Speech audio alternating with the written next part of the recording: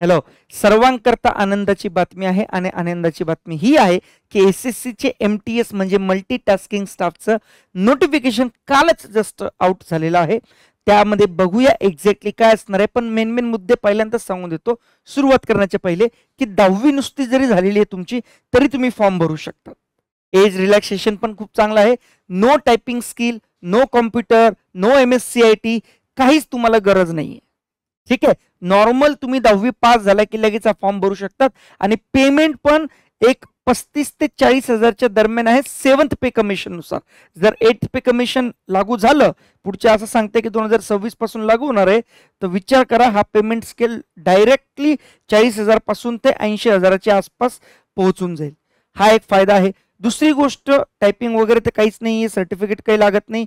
तिसरी गोष्ट, एक 10वीच्या विद्यार्थ्याला एवढं पेमेंट तुम्ही, आणि ते पण सेंट्रल गव्हर्नमेंटची एक्झाम, याच्यापेक्षा वर्ल्ड बेस्ट काय. आणि काही जास्त करायचं नाही, फक्त मॅथ्स रिझनिंग आहे. आणि यावेळेस मॅथ्स अँड रिझनिंग क्वालिफाय नुसतं. तर ज्यांना मॅथ्स अँड रिझनिंग अंकगणिताचा खूप जास्त लोड आहे की सर्व नाहीच जमता आखिर आम्ही, तर फक्त क्वालिफाईंग पण किती 30% आहे फक्त. म्हणजे 100 प्रश्न जर असेल तर त्याच्यातून 30 प्रश्न फक्त तुम्हाला क्वालिफाय करायचं आहे, आणि त्याला पण निगेटिव्ह मार्किंग नाहीये. म्हणजे तुम्ही काही जरी टिक केलं तरी चालतं. फक्त एक जो सेकंड पेपर असतो त्याला क्वालिफाईंग नाही, त्याला तर म्हणजे त्याच्यातूनच तुमचा रिझल्ट निघणार. तर तुमचा रिझल्ट फक्त आणि फक्त इंग्लिश लँग्वेज आणि GK GS वर आहे. तर ज्यांचे GK GS चांगला आहे, इंग्लिश लँग्वेज इंग्लिश ग्रामर चांगला आहे, त्यांच्याकरता ही वर्ल्ड बेस्ट पोस्ट आहे. काय काय असणार आहे, कसं असणार आहे, लगेच बघूया. बघा, मल्टीटास्किंग ऑफिसर नॉन टेक्निकल लेवलचा आहे. हवालदार आणि स्टाफ म्हणजे MTS म्हणजे तुम्हाला ऑफिसमध्ये जाऊन काम करावं लागतं, तर ऑफिशियल काम आहे.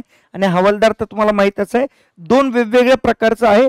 एक CBIC central board of indirect taxes and customs and central bureaucratic board of narcotics आहे ते. ठीक आहे, तर कशा प्रकारे याची पोस्टिंग असणार आहे, महाराष्ट्रात कुठे कुठे असणार आहे, तुम्ही कुठे कुठे अप्लाय करू शकता, ते सर्व बघूया. याची डेट ऑफ सबमिशन 26 जून पासून चालू होते तर 24 जुलैपर्यंत आहे. 1 महिन्याचं डेट आहे वगैरे वगैरे. डायरेक्टली ही कॉम्प्युटर बेस्ड एक्झामिनेशन असणार आहे. ही असणार आहे 20 सप्टेंबर ते 24 ऑक्टोबर. लगभग 1 महिन्याचा पिरियड आहे. सर्वात जास्त जर कोणी असं विचारलं की सर्वात जास्त भारतात होणाऱ्या एक्झाम पैकी जास्तीत जास्त कॅन्डिडेट अप्लाय करतात, तर ती ही वाली एक्झाम आहे. लगभग 50 ते 60 लाख मुलं एका वर्षात म्हणजे या एक्झामला अप्लाय करतात. तर एवढं मोठं असणार आहे, तर त्यामुळे ते वेगवेगळे शिफ्टमध्ये होणार आहे. आणि दुसरी गोष्ट, लेवल ऑफ एक्झामिनेशन खूप सोपी असते, जास्त अवघड नसतं. डायरेक्टली तुमचा अभ्यास होऊ शकतो. तिथूनही तुम्हाला जून चालू आहे, आता जून तर संपला, ऑगस्ट सप्टेंबर, तर लगभग 1 महिना 20 दिवस आहे तुमच्याकडं. ठीक आहे, तर टोल फ्री नंबर पण दिलेला आहे. बघूया. बघा, व्हॅकन्सी MTSच्या अजून दिलेले नाही आहे, ते कलेक्ट करणार आहे. तर याच्या पण भरपूर जागा असतात. आणि हवालदारच्या 1075 आहे. हे पण स्टार मार्क आहे, म्हणजे याच्यातही अजून वाढण्याची शक्यता आहे, कारण की टेंटेटिव्ह आहे. ठीक आहे, त्यानंतर अच्छा हे बॅच वगैरे आहे, नंतर बोलू याच्याबद्दल. एज वाईज बघून घ्या. 1 ऑगस्ट 2025 ही डेडलाईन आहे. या हिशोबाने म्हणजे या डेट पर्यंत तुमचं ते एज मिनिमम किंवा मॅक्झिमम तेवढं पाहिजे. तर बघून घ्या, 18 ते 25 वर्ष. आता 10वीचा मुलगा आहे तर 18 ते 25 सफिशियंट आहे ना.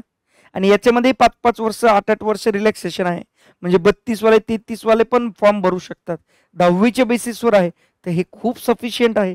त्यानंतर हवालदार करता 18 ते 27 2 वर्ष एक्स्ट्रा आहे. तर त्यांनी एक्झॅक्टली डेट दिलाय 2 ऑगस्ट 98चा पहिलेचा विद्यार्थी नको आणि 1 ऑगस्ट 2007चा नंतरचा विद्यार्थी नको. तर डायरेक्टली डेट आहे, इन्क्लुझिव्ह आहे डेट. ठीक आहे, त्यानंतर हे रिलॅक्सेशन आहे SC ST कॅन्डिडेटला सरसकट 5 वर्ष म्हणजे 27 आणि 5 33 असं, आपलं 32 असं, किंवा 25 आणि 5 30. OBC 3 वर्ष, बाकीचे EWS. आता EWS सर्टिफिकेट असेल तर 10 वर्षाचं रिलॅक्सेशन आहे तुम्हाला, विचार करा जरा. ठीक आहे, त्यानंतर हे सगळं एज रिलॅक्सेशन आहे. ठीक आहे, विडो किंवा डायव्होर्स असेल किंवा ज्युडिशियली सेपरेटेड असेल, हु आर नॉट रिमॅरिड, त्यांना 35 वर्षापर्यंत आहे. आणि जे लग्न केलेलं आहे म्हणजे हे पण नाही आहे, पण हे SC ST कॅन्डिडेट आहे, या normal other than SC ST आहे, यांना 40 पर्यंत आहे. ठीक आहे, आता डेट ऑफ बर्थ तुम्हाला सांगितलं 10वीच्या मार्कशीटवर जे तुम्हाला दिलेलं असतं किंवा 12वीच्या मार्कशीटवर जे मेन्शन केलेली असते बर्थ डेट तीच चालणार आहे. ठीक आहे. त्यानंतर ऍप्लिकेशन फी 100 रुपये आहे, सर्वात कमी. म्हणजे याच्यापेक्षा आता इथं आपण नॉर्मली महाराष्ट्रामधले वेगवेगळे सरळ सेवाला ऑनलाईन TCS IBPS द्वारे जेव्हा एक्झाम कंडक्ट केले जातात तेव्हा हजार रुपये फीस असते. इथं फक्त 100 रुपये. आणि त्यातल्या त्यात एनी फिमेल कॅन्डिडेट, मग ती SC/ST असो, OBC असो, EWS असो किंवा ओपन जनरल असो, कोणत्याही फिमेल कॅन्डिडेटला प्लस कोणत्याही SC किंवा ST मेल किंवा फिमेल कॅन्डिडेटला किंवा handicap persons with benchmark disabilities किंवा एक्स सर्व्हिसमॅन यांना कोणतीही फीस नाहीये, एक्झम्प्टेड आहे. तर सर्वांनी फॉर्म भरा. ठीक आहे. एक्झामिनेशन सेंटर आपल्या महाराष्ट्राचेच दाखवतो, बाकीचे पण आहे ते बाकीचे दाखवत नाहीत. आपल्या महाराष्ट्रातले बघा, इथून सुरुवात होते अमरावती पासून ते इथं जळगाव पर्यंत, हे सगळे महाराष्ट्राचे आहे. छत्रपती संभाजीनगर, कोल्हापूर, मुंबई, नागपूर, नांदेड, नाशिक, पुणे, लगभग महाराष्ट्र रिजन चारही कोपऱ्यावरून कव्हर केलेला आहे. ठीक आहे. स्कीम ऑफ एक्झामिनेशन परत एकदा सांगतो, जे हवालदारची पोस्ट आहे त्यांच्याकरता हे फिजिकल इफिशियन्सी टेस्ट आणि फिजिकल स्टँडर्ड टेस्ट लागतो. आता हे जास्त असं काही फिजिकल खूप जास्त नाही. आणि अजून एक सांगतो, खूप जणांना ते 165 सेंटीमीटर हाईट लागते. ठीक आहे. इथं 165 पण नाही, डायरेक्ट कमी 157 आहे. ते तुम्हाला दाखवतो. तर ज्यांची हाईट जास्त नाहीये त्यांच्याकरता पण हे वर्ल्ड बेस्ट आहे. ठीक आहे. आणि हे रनिंग वगैरे करावं लागते, फक्त असं पळावं पण लागत नाही. 15 मिनिटात तुम्हाला 1600 मीटर आणि बाकीच्यांना 1 किलोमीटर, म्हणजे फिमेलला 1 किलोमीटर 20 मिनिटात. ते दाखवतो मी तुम्हाला, फक्त चालायचंय. आणि अजून एक वर्ल्ड बेस्ट, मराठीमध्ये पेपर होऊ शकतो. तुम्ही मराठी लँग्वेज पण सिलेक्ट करू शकतात. ती आपली मराठी लँग्वेज इथं. तर मराठीमध्ये पण पेपर आहे. Computer certificate, MSc/IT typing certificate पण लागत नाही. एजमध्ये पण वर्ल्ड बेस्ट आहे. फीस पण नाही आहे काही जणांना. आता याच्यापेक्षा काय बेस्ट पाहिजे तुम्हाला. ठीक आहे. आणि मॅथ्स रिजनिंग वरतून क्वालिफाय आहे. फक्त GK GS तुम्ही स्ट्रॉंग करून घ्या. कुठून करायचं, कोणतं पुस्तक वाचायचं मी सांगतो, आणि इंग्लिश लँग्वेज पण पुस्तक सांगतो, तेवढं करून घ्या बस, मॅटर क्लोज. ठीक आहे. तर आणि रिझल्ट पण खूप लवकर लागतो. असं नाही की 2-2 वर्ष 3-3 वर्ष थांबावं लागतो. लगेच डिसेंबर पर्यंत तुमचं मॅटर क्लोज होऊन जाईल. तर हा वाला पेपर 1 सेशन 1 तुम्ही समजून घ्या. याच्यामध्ये न्यूमेरिकल ॲबिलिटी, मॅथमॅटिकल म्हणजे अंकगणित आणि हे बुद्धिमत्ता, 20 प्रश्न येणार. एक प्रश्न 3 मार्काला असतो, असे 60 मार्क. इथं 20 प्रश्न 60 मार्क, ते असे 120 मार्क झाले. आणि 120 मधून 30% म्हणजे मिनिमम 36 मार्क पाहिजे. आणि याला नेगेटिव्ह मार्किंग नाहीये. तर हा 45 मिनिटाचा स्लॉट संपला की ते ऑटोमॅटिकली टाइम संपतो आणि मग दुसरा सेशन 2 लगेच तिथं चालू होऊन जातो. तर असं दुसऱ्या दिवशी तिसऱ्या दिवशी असं नाही, त्याच दिवशी त्या स्लॉटमध्ये. तर इथं फक्त 36 मार्क पाहिजे रे 120 मधून, काहीच नाही 36, नथिंग. आणि हे तर मी जनरलचं सांगतोय. बाकीच्या कॅटेगरीला 25% आहे, काहींना 20% आहे. म्हणजे तुम्ही विचार करा ना, 20% जरी म्हटलं तर 24 मार्क. 24 म्हणजे किती, 8 प्रश्न. आता 40 प्रश्नामधून 8 प्रश्न तुम्हाला नाही होणार, असं तर होऊ शकत नाही. एवढा तर अभ्यास झालेला आहे. आणि याच्यात जर पास झाला तरच हे पुढचं तुम्ही म्हणजे देऊ शकतात. आता तिथं तर देऊ शकतात, ते लगेच कॅल्क्युलेट होत नाही. पण याच्या बेसिसवर ऍक्च्युअली तुमचं लागणार असतो मेरिट. तर याच्यामध्ये फक्त GK GS आहे आणि इंग्लिश लँग्वेज आहे बस. याचे 25 क्वेश्चन 75 आणि 75 150. त्या 150 मधून तुमचा कट ऑफ लागतो. आणि कट ऑफची रेंज पहिल्यांदाच सांगून देतो, जास्तीत जास्त कट ऑफ तर नॉर्थ रिजन मध्येच लागतो. आपल्या महाराष्ट्रामध्ये 130-125 पर्यंत कट ऑफ लागून जातो. म्हणजे 150 पैकी 125. कारण की इथं मॅथ्स रिजनिंग नसल्यामुळे आणि यांचं GK GS स्ट्रॉंग असल्यामुळे आणि इंग्लिश स्ट्रॉंग असल्यामुळे 10वीच्या मुलाचं हे तर असतंच, कारण की लेटेस्टमध्ये अभ्यास केलेला असतो. तर 130-125. अरे बाकीच्यांचं तुम्ही चंदीगड वगैरे बघा 145, दिल्ली रिजन 135, बाकीचं बिहार किंवा इकडं झारखंड रिजन 137 असा कट ऑफ आहे. त्या मानाने 125 ते 130 महाराष्ट्राचा खूप चांगला कट ऑफ आहे. म्हणजे चांगला आहे, एवढं पण जास्त नाही आहे आणि सोपं आहे. तर एवढंच अभ्यास मोस्टली करायचं आहे. हे जास्त चॅप्टर नाही केले तरी चालतं. म्हणजे साधे ऍडव्हान्स मॅथ्स जरी तुम्ही नाही केलं, तुम्हाला खूप जणांना असा प्रॉब्लेम होतो की सर ते जॉमेट्री, ट्रिग्नोमेट्री, मेन्सुरेशन, अल्जेब्रा येत नाही, सोडून द्या. बाकीच्या याच्यातून करा, 12 तर क्वेश्चन करायचे तुम्हाला. ठीक आहे. हा, आणि बघा, there will be no negative marking in the session 1. Session 2 ला नेगेटिव्ह मार्किंग आहे. नेगेटिव्ह मार्किंग म्हणजे 3 मार्काला 1 प्रश्न आहे, तर 1 मार्क कटणार, म्हणजे 1/3 नेगेटिव्ह आहे. ठीक आहे. तर आता हा सिलेबस आहे, एकदा मॅथमॅटिक्स आणि रिजनिंगचा सिलेबस बघून घ्या. त्यानंतर हा जनरल अवेअरनेस आणि इंग्लिश लँग्वेज याच्याकरता पण मी पुस्तक सांगून देतो. ठीक आहे, खाली मी तुम्हाला डिस्क्रिप्शन बॉक्समध्ये लिंक पण देऊन टाकतो. ते पुस्तकं तुम्ही ॲमेझॉन किंवा कुठून जिथून मागवायचे मागून घ्या आणि अभ्यासाला सुरुवात करा. पर पेज पर डेच्या हिशोबाने कॅल्क्युलेट करून घ्या आणि ते लगेच वाचायला सुरुवात करा. तर आपली बॅच पण आहे, ऑनलाईन बॅच आहे. मॅथ्स अँड रिझनिंग स्ट्रॉंग करा. आता या एक्झाममध्ये क्वालिफाय आहे, पण बाकीच्या एक्झाममध्ये तर विदाउट मॅथ्स रिझनिंग तुम्ही कट ऑफही पार करू शकत नाही है ना. तर त्यामुळे मॅथ्स अँड रिझनिंग लागेल. बॅच डाउनलोड करून घ्या, फ्री मटेरियल सगळं भेटून जाईल. या सेशनची ओरिजिनल म्हणजे या नोटिफिकेशनची ओरिजिनल कॉपी जी 83 पानाची आहे त्याची पण कॉपी मी फ्री मटेरियलमध्ये ऑलरेडी अपलोड केलेली आहे, तिथून तुम्ही डाउनलोड करू शकता. आता बघा, फिजिकल एफिशियन्सी टेस्ट आणि फिजिकल स्टँडर्ड टेस्ट काही नाही, फक्त मेल कॅन्डिडेटला 1600 मीटर धावायचं नाही, चालायचं ॲक्च्युली. आणि इकडे 1 किलोमीटर इन 20 मिनिट्स, एवढं कोणी पण करू शकतो, काही जास्त नाही आहे. आणि दुसरी आहे फिजिकल स्टँडर्ड टेस्ट, याच्यामध्ये बघा 157 सेंटीमीटर आहे आणि 5 सेंटीमीटर रिलॅक्सेशन पण आहे. हे जे गरवाली, आसामीज, गुरखा वगैरे आहे त्यांच्याकरता ते 157 सेंटीमीटर असतेच रो सगळ्यांची, आणि म्हणजे जास्ती असतं. आणि चेस्ट 81 आणि एक्सपांड केल्यानंतर 5 सेंटीमीटर एक्सपान्शन 86, आणि फिमेल करता 152 सेंटीमीटर आहे.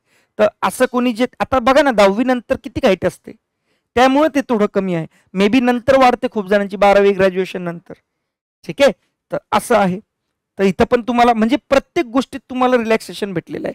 इथं अनरिझर्वला 30% मिनिमम आहे, बाकीच्यांना 25% आहे आणि अदर कॅटेगरीजला 20% आहे. म्हणजे अनरिझर्वला 30%, ओबीसी ईडब्ल्यूएसला 25 आणि बाकीचे SC ST वगैरे वगैरे त्यांना फक्त 20%, फक्त पहिल्या याच्यात क्वालिफाईंग आहे. ठीक आहे, त्यानंतर आता बघून घ्या इथं द रिक्रुटमेंट फॉर, मी थोडंसं मोठं केलेलं आहे ना. The recruitment process for the post of हवालदार. हवालदार करता तुम्हाला ऑनलाईन एक्झामिनेशन सोबत पीईटी आणि PS आपलं फिजिकल एलिजिबिलिटी टेस्ट आणि फिजिकल स्टँडर्ड टेस्ट, पीईटी आणि PST. Okay, efficiency test sorry. आणि त्यानंतर MTS करता म्हणजे जे ऑफिशियल काम आहे त्याच्याकरता फक्त ऑनलाईन आहे. हे काही फिजिकल स्टँडर्ड वगैरे काही होणार नाही, डायरेक्टली एक्झाम पास झाली, डॉक्युमेंट व्हेरिफिकेशनला जा, मॅटर क्लोज करा. ठीक आहे, आणि रिजन जे आहे तुम्ही आपला महाराष्ट्र पण निवडू शकतात पोस्टिंग करता. तर इथले इथे महाराष्ट्रात पण राहता येतं, जास्त अभ्यास पण नाही, रिलॅक्सेशन पण आहे, प्रत्येक गोष्टीत रिलॅक्सेशन आहे. ठीक आहे, तर हे बघून घ्या. नॉर्मलायझेशन तर होणारच आहे, कारण की एवढा 1 महिना पेपर चालतो तर ऑफकोर्स होणारच आहे. त्यानंतर बघा, हे मी मोठे ठेवले जानबुजके. जर टाय झाला, सपोज एक सेमच पोस्ट करता 2 कॅन्डिडेटचं मार्क सेम झाले पेपर 2चे, सेशन 2चे. ठीक आहे, तर मग त्याच्यामध्ये ज्यांना जनरल अवेअरनेसमध्ये जास्त असेल त्याला पहिले सिलेक्ट केले जाईल. तिथे जर टाय झाला तर नॉर्मलाइजमध्ये तिथेही टाय झाला तर डेट ऑफ बर्थ ज्याची पहिल्यांदा येते त्याची, तिथेही टाय झाला तर अल्फाबेटिकल ऑर्डर. ठीक आहे, पण एवढं होत नाही. ठीक आहे, आता बघा, 1 टाइम रजिस्ट्रेशन करावं लागतं. आता कोणते तुम्ही SSCचे MTS द्या, CHSLचा अजूनही फॉर्म चालू आहे तो पण भरू शकतात. मध्यंतरी SSC सिलेक्शन पोस्टचा फॉर्म भरण्यात आला होता, CGLचा पण फॉर्म भरण्यात आला होता. तर कोणतंही करा, एकदाच रजिस्ट्रेशन करायचं, कोणत्याही एक्झामला तुम्ही प्रिपरेशन करू शकतात. तर हे खूप फायदा आहे. त्यानंतर पर्सनल डिटेल्स असं भरावं लागतं वगैरे वगैरे वगैरे. फोटो बघून घ्या, फक्त फोटो असाच अलाउड आहे, याच्यातलं कोणतंही अलाउड नाही आहे. ठीक आहे, तर अशा टाईपचा असेल तर नका करू उगाच, बाकी याच्यात काही नाही. आता हे बघा मेनली किती पोस्ट आहे आणि कुठल्या रिजनमधून भरू शकतो. तर territorial jurisdiction of CBIC, central board of indirect taxes and customs. बघा इथं आपलं बघून घ्या. बघा जसं बाकीचे पण रिजन आहे, बाकीचे रिजनमध्ये पण तुम्ही अप्लाय करू शकतात. जर तुम्हाला असं वाटलं की मी भुवनेश्वरला जाऊन पोस्टिंग मला भेटली पाहिजे, चेन्नईला जाऊन भेटली पाहिजे, तर तिथून पण तुम्ही अप्लाय करू शकतात. जरूर नाही की तुम्ही महाराष्ट्राचे रहिवासी तर तिथं नाही जाऊ शकत, कुठेही कोणी जाऊ शकतो, कारण की सेंट्रल लेवलची एक्झाम आहे. तर इथून आपले बघा मुंबई एक रिजन आलं, इथं CGST. ठीक आहे, आणि महाराष्ट्रामध्ये कमिशनरेट अंडर मुंबई CGST. ठीक आहे, अजून महाराष्ट्राचं जर बघितलं तर औरंगाबाद एक आलं आहे. ठीक आहे, त्याच्यानंतर पुणे एक आलं आहे. ठीक आहे, त्यानंतर आपलं परत एक मुंबई आलेलं आहे. ठीक आहे, तर असे वेगवेगळ्या पोस्ट करतात सेंट्रल GST. ठीक आहे, आता हे आहे नेम ऑफ स्टेट. आता आपल्या महाराष्ट्राचं जर बघितलं आपण, इथं तर दिसत नाही, मी डायरेक्ट महाराष्ट्र बघतो. महाराष्ट्र औरंगाबाद. हे बघा औरंगाबाद पुणे हे 2 आले, इथं हवालदारच्या पोस्ट आहे, त्या पहिले MTSच्या पोस्ट होत्या, आता हवालदारच्या पोस्ट आहे. वेस्टर्न रिजन मध्ये तुमची पोस्टिंग होऊ शकते.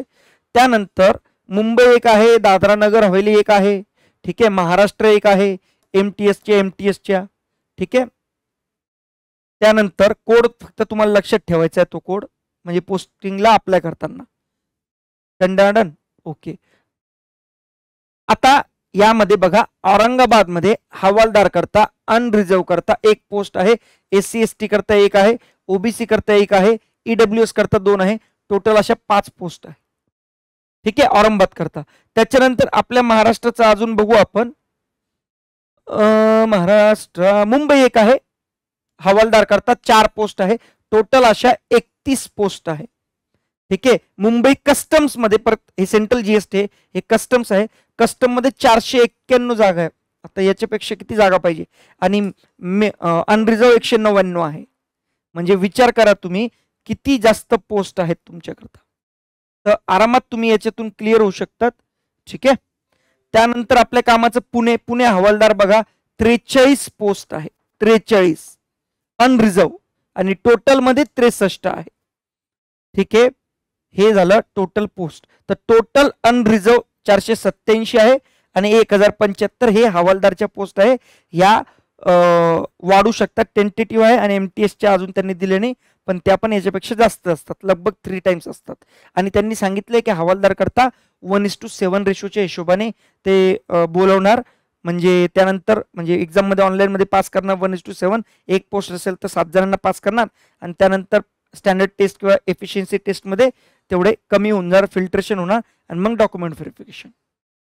खूप चांगली पोस्ट आहे. जास्त मी टाइम घेतला आणि तुम्हाला कुठून फॉर्म भरायचा, काय लिंक आहे, मी खाली डिस्क्रिप्शन बॉक्स मध्ये याची लिंक दिलेली आहे, ते तुम्ही बघून घ्या. ठीक आहे. तर म्हणजे फॉर्म भरा, उगाच काही करू नका. 2च पुस्तकं मेन तुम्हाला वाचायची, तेवढंच वाचा, तेवढं डेटा कलेक्ट करा, त्याच्यामध्ये सर्व काही दिलेलं आहे, पाठ करून घ्या. पुस्तकाची लिस्ट म्हणजे पुस्तकाची जी लिंक आहे ती पण मी खाली Amazonची लिंक टाकून देतो, मागून घ्या. ठीक आहे. आणि अजूनही काही प्रश्न असेल तर खाली कमेंट बॉक्समध्ये लिहा, मी त्याचं उत्तर देण्याचा प्रयत्न करतो. चलो bye, take care, love you guys.